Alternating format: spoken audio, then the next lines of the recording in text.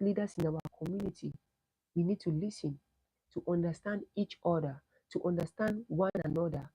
We are not listening just to reply, but we are listening to understand. You understand? Most of the times, people, in life, most people, they want to understand, they want to be understood, but they don't want to understand their respondent or their interlocutors. You need to try to understand your interlocutors. It's not all about you being understood. Why does this happen? All these miscommunication problems arises because of our poor listening skills as leaders. As leaders, we need to be good listeners. Let's say you went to a scene, let's say as a teacher, you went to a scene that was in class, or it can be anywhere, and people are talking and talking, you are trying to speak. Firstly, you need to be keen, you need to be disciplined, you need to understand, you are listening to understand. You have already trained yourself to be a good listener.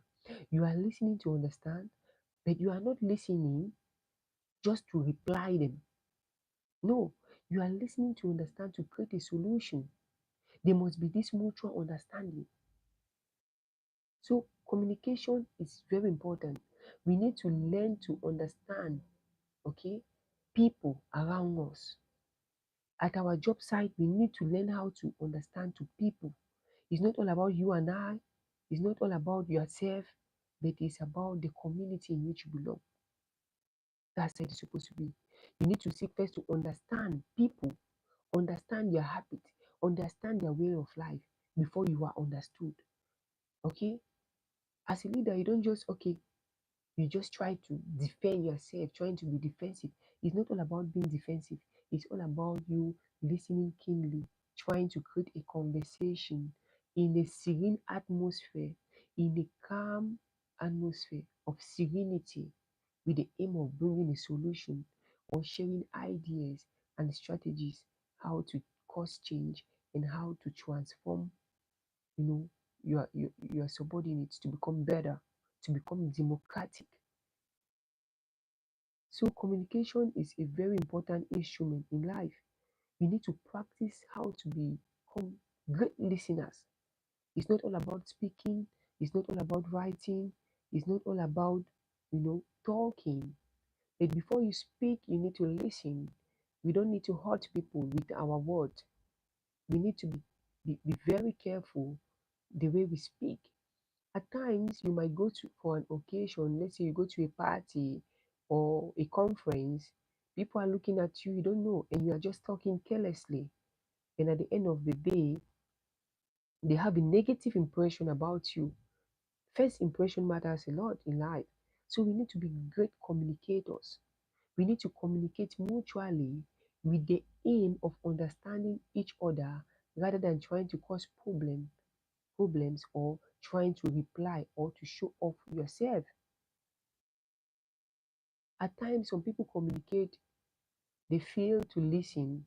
As a result of that, the feedback is positive, is negative. The feedback is a negative response. When you fail to listen, you can't help. Let's say I have audience, I have some people in front of me who need help, and they are talking to me because they need help. If I'm not a good listener, how will I help them? How will I give them solutions to their problem as a great leader? So, as a great leader, we need to be responsible. We need to be great listeners. And, dear audience, if you are not a good listener, you need to train yourself to be patient to become a great listener.